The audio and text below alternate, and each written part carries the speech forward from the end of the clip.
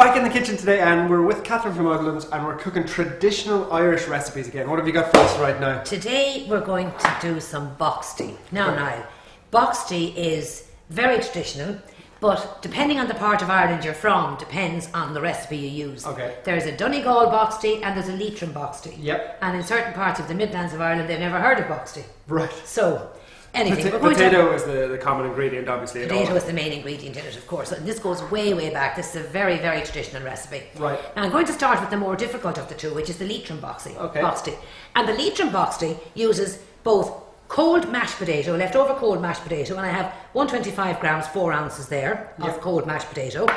And here I have 125 grams, 4 ounces of grated potato. Right. Now, with the Leitrim boxty, you put the grated potato into a clean tea towel and you squeeze it and you remove the starch. So I'll get you to do that now, Niall. Very important sort of step this, because I mean there's so much water content in there. If I squeeze these, and but funnily enough, Niall, as you see with the Donegal boxty, they don't squeeze it at all.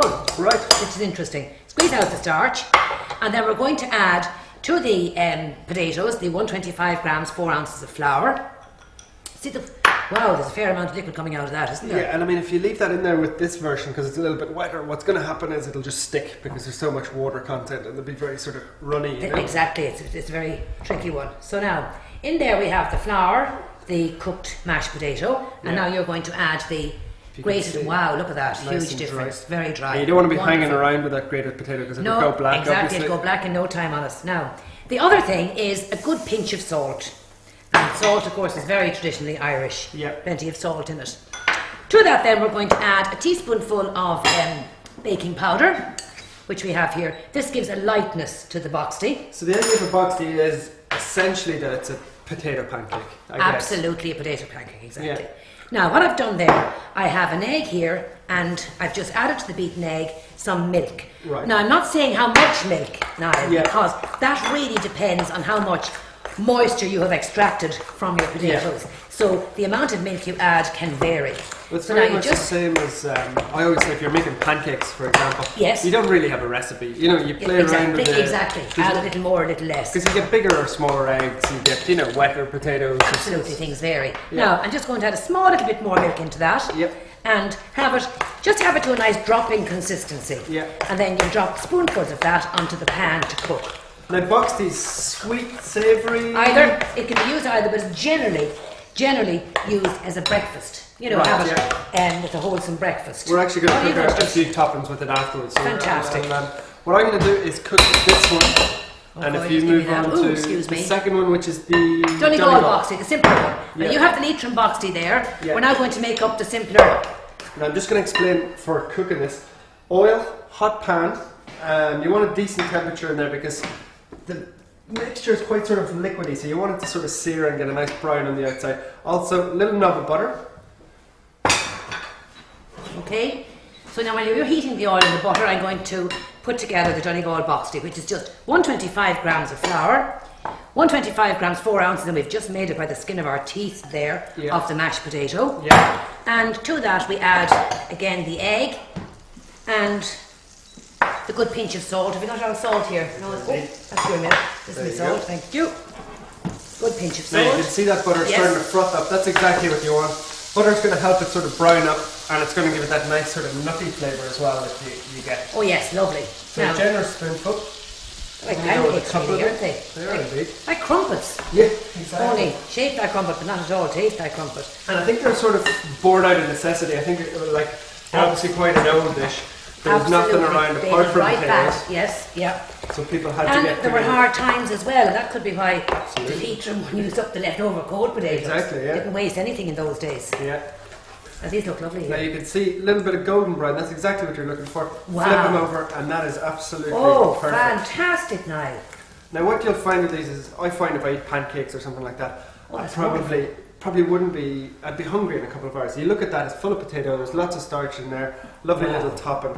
That looks wonderful. Gorgeous.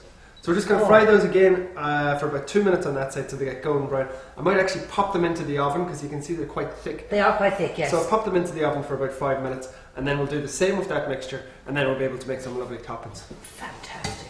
Right, so just pop those into the oven, keeping them warm basically while we finish up the second one, which is the Donegal Boxty. Now this won't have the same substance at all now. Yeah, because flatter.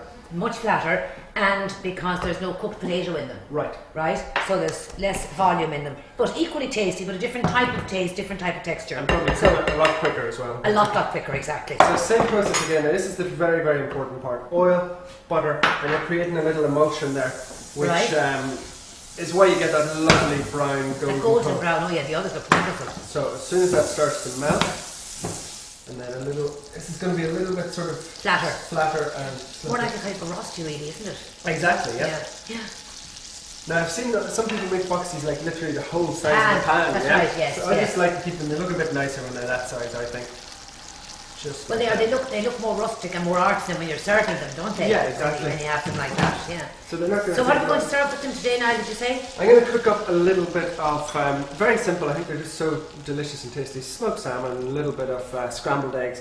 I'm going to show you how to make a perfect scrambled eggs. Cause I think a lot of people can't make scrambled eggs. How many people ask you? I've ever heard. I'm asked all the time, how do you make a scrambled egg? Yeah. So will I start on the eggs for you? You can, if you just want to crack them up with just a little bit of seasoning in there, a little bit of salt. Okay. How's the Donegal Boxty doing? See, it's much flatter. Doesn't have the volume. Again, because of the absence of the baking powder as well, of course. And you know the mistake that most people make? They start flipping it all the time. Just see the way we haven't touched it hardly for the first minute, right? Well, you're very laid back now, I have to say. Now you flip it over. I could check. Oh, fabulous. Perfect. Again, lovely. And just be patient. Just leave it. And then you can sort of turn it down to a nice low controlled heat, and there's nothing really to worry about. So you can see, right, there's enough heat left in that pan on the other side to cook that out. So what even though you've turned it off now, have you? Even though it's off, it's 100% off. The pan is so hot that you don't want it to overcook. And I'm going to move on to the scrambled eggs. Right. No, isn't it important that you don't overbeat the eggs? Isn't that important for scrambled eggs? Absolutely. I've seen people take out electric mixers for this job. I know, it's ridiculous. So, because it's a little bit luxurious, and we're trying to make it sort of nice and rich and creamy. Very important, yes. Butter and cream. And what I'm doing is I'm making a little emulsion here. Oh, lovely, yeah. So you can see that bubbling up, and you want it to sort of come together. And so in there we have what now? You've got the cream and the butter. What about 2 ounces of butter? Yeah, exactly. So just and about 2 or 3 tablespoons of cream? Exactly, just making a little emulsion. So once that starts to come together, I'll grab those eggs off you. And there we are. Now just put a good pinch of salt and the 4 eggs. Absolutely. That's alright? Now if you want to just grab me a spatula or a wooden spoon. We have that here now for you. Now, a lot of people make the mistake, you see them making scrambled eggs with a whisk. Right? Or that's like the electric mixer, the whisk comes out, yes. Or they go in here with a whisk. Now, a whisk is not entirely correct. I love using a spatula because you'll see towards the end the consistency that they come together. Absolutely perfect. You know the way when you get scrambled eggs and they're like sawdust. Oh, desperate, yes. Now, what heat have you got that under? Medium or hot? I tell you what, it's actually a medium heat, and now what you'll see is the way that's starting to come together, right? Yes, I do. What I do is I pull it off the heat for a few seconds because there's loads of heat in there, right? So of course the sauce retains, all metal retains heat, yes. So they're still cooking, so it's not on the heat, and then once it stops cooking, I'll pull it back on for another sort of 30 seconds. Right, so that's nearly starting to cook there. Pull them back on. Yeah. Now, if you want to maybe grab those other Leitrim boxties. Yes, out of the oven, I will certainly, yes. Perfect. So they've popped up really nicely, haven't they? They're beautiful, look at that. Now, a couple of plates. So now you've taken the egg off, by the way. I have. Off the heat again, yes. It's not quite cooked, but there's enough heat in there to finish it off. We'll finish that in a little second. Oh, lovely. That's lovely and creamy. And still bubbling now, even though it's off the heat. Exactly, yeah, so it's pretty much there. So there goes our 2 boxties. Now one I'm going to serve very simply with a little bit of smoked salmon. Now you could just see yourself making this as a treat at the weekend for brunch or something like that, couldn't you? Yes. The second one, we're going to go with a little bit of smoked salmon and just a tiny little bit, seeing as it is an Irish dish, I'm going to get a bit of a tricolour colour going on there. Oh, fabulous. Red, white and green, yes. A little bit of the rocket. And look at the scrambled eggs, so simple and quick. And we're just going to, a little bit up on top there. I think you'll agree that's a gorgeous brunch dish, isn't it? Absolutely.